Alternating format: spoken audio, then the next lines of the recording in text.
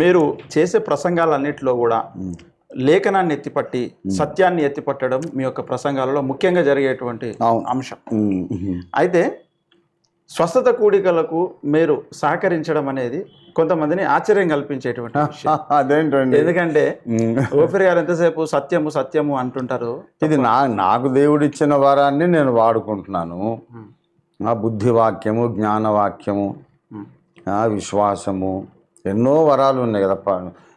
1 కొరింథీ 12వ అధ్యాయంలో 9 పరిశుద్ధాత్మ వరాలు ఉన్నాయి.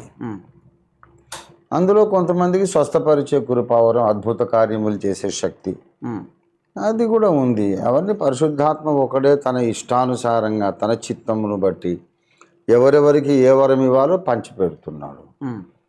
కనుక నాకు లేని వరం మీకు ఉండొచ్చు, దాన్ని నేను హర్షిస్తాను, నేను దానికి కూడా సహకరిస్తాను. దానికి ఇతరులు ఆశ్చర్యపడాల్సిన అవసరం ఏముంది?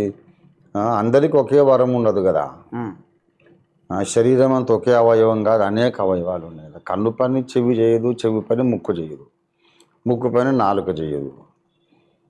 అట్లాగే పరిశుద్ధాత్మ వరాలు వేరువేరు కృపావరాలు, అందరిలో ఉండే వరాలను మనము గౌరవిస్తాము, మహిమపరుస్తాం. అదంతా పరిశుద్ధాత్మ దేవుని ప్రత్యక్షత. కనుక సహజంగా నేనే కాదు, ఎవరైనా అలాగా అన్ని వరాలను గౌరవించాల్సిందే.